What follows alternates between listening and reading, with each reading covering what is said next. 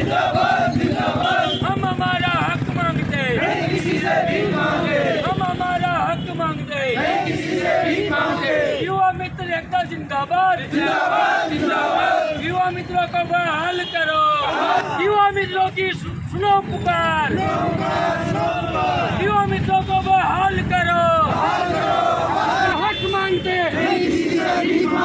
हम हमारा हक मांगते, नहीं किसी से भीख मांगते। आवाज दो,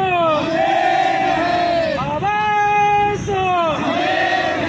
मदन लाल सरकार होश में आओ, होश में आओ, होश में आओ, मदन लाल सरकार होश में आओ, होश में आओ, होश में आओ। हम हमारा हक मांगते, नहीं किसी से भीख मांगते। हम हमारा हक कोई लड़ाई नहीं। हम लोग राजीव गांधी युवा मित्र के नाम से 5000 लोग लगे हुए थे। पिछले 2 साल से कुछ साथी 2500 पहले से लगे हुए हैं, 2500 बाद में लगे थे। सरकार की योजनाओं का, राज्य और केंद्र सरकार की योजनाओं को गांव ढाणी तक पहुंचाने का हमारा काम था। जो पात्र व्यक्ति थे उनको लाभ दिलवाने का। और इस सरकार ने आते ही जब हमारा एक डेलीगेशन गया था आदरणीय मुख्यमंत्री जी के पास बधाई देने के लिए उनको, तब उन्होंने हमारी पीठ थपथपाई थी और कहा था कि आप सरकार की योजनाओं को धरातल पर लेके जाइए, हम लोग आपके साथ हैं, मेरा आशीर्वाद सदैव आपके साथ रहेगा। फिर अचानक दूसरे दिन क्या पता इनके क्या दिमाग में ऐसी आई या किसी ने क्या कुछ रिपोर्ट दी हमारे प्रति, तो इन्होंने दूसरे दिन अचानक छुट्टी के दिन हम लोगों को सारों को बर्खास्त कर दिया। इसलिए हम सबकी यही मांग है कि हम सरकार की जो योजना है धरातल तक पहुंचाने का काम कर रहे हैं, हमें वापस बहाल किया जाए।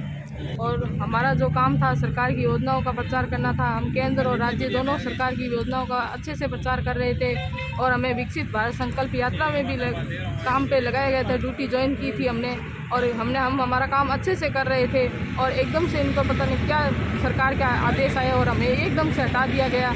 हम बहुत दुखी हैं और हमें हमारा रोज़गार वापस चाहिए। हमारे पे आप अपनी आशीर्वाद बनाए रखें। आपका बहुत बहुत धन्यवाद। हम आपसे यही चाहते हैं कि हमें हमारा रोज़गार वापस दे दें। हमें सरकार के साथ काम करने की इच्छा है। हम भी सरकारी कर्मचारी के रूप में अपने आप को मानने लगे थे, तो हम चाहते हैं कि हमारा रोज़गार हमें दे दिया जाए। और हम आपसे यही नम्र निवेदन करते हैं कि भजन लाल जी से कि आप हमारे नए मुख्यमंत्री बने हैं और हम आपके साथ कदम से कदम मिला के आपकी योजनाओं का और सरकार का दोनों का प्रचार करेंगे।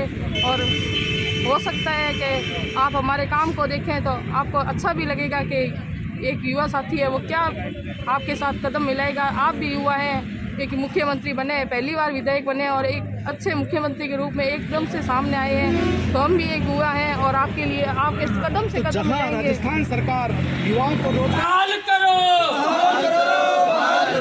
युवा मित्रों को बहाल करो,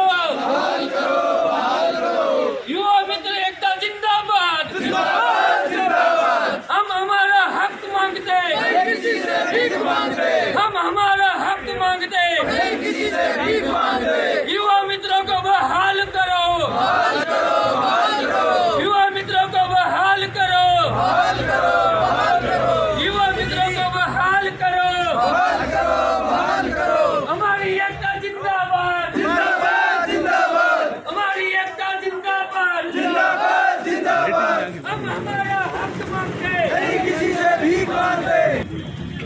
एक मिनट चलो बताएं किस मांग को लेकर के आज प्रदर्शन किया है। हम सारे यहाँ पे राजीव गांधी युवा मित्र बीकानेर जिले के इकट्ठे हुए हैं। राजीव गांधी युवा मित्रों को पिछली सरकार ने रोजगार दिया था और इस सरकार ने मंत्रियों को पद ग्रहण करवाया नहीं, उससे पहले ही हम लोगों को बर्खास्त कर दिया है। इसलिए हम इस सरकार से वापस निवेदन करते हैं कि हम लोगों को पहले की भांति वापस रोजगार दिया जाए। अगर सरकार अपने फैसले पर अडिग रहती है तो आगे क्या निर्णय रहेगा? अगर सरकार हमारी मांगें नहीं मानती है और हमें मजबूर करती है आंदोलन के लिए, तो ये सारे युवा मिलकर पूरे राजस्थान में एक साथ आंदोलन करेंगे। आपका नाम? मैं रामरख मुंड, राजीव गांधी युवा मित्र लूणकरणसर ब्लॉक से। आगे लोकसभा का चुनाव आने वाला है, तो आप राजीव गांधी युवा मित्रों की क्या योजना है?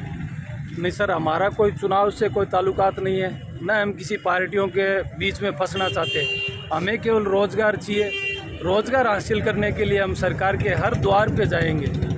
जहाँ से हमारी मांग मानी जाती है। सरकार का कहना है कि इस योजना में सिर्फ कांग्रेस की योजनाओं का, सिर्फ कांग्रेस के नेताओं का प्रचार किया जाता था। नहीं सर, सरकार के पास ऐसा क्या प्रूफ है कि हमारे कोई कांग्रेस की हमारे नाम पे रजिस्ट्री हो रखी है? हम लोगों को रोजगार दिया था, तब इंटरव्यू हुआ था, बाकायदा ऑनलाइन पेपर हुए थे और ऑनलाइन ही हमारी वैकेंसी निकली थी। और उसके बाद हमारा प्रशिक्षण हुआ था, प्रशिक्षण भी हमारा लिया था, न किसी नेताओं ने लिया था, RSIS अधिकारियों ने लिया था और उन्होंने ही हमें ज्वाइनिंग दी और उन्होंने ही हमसे काम लिया।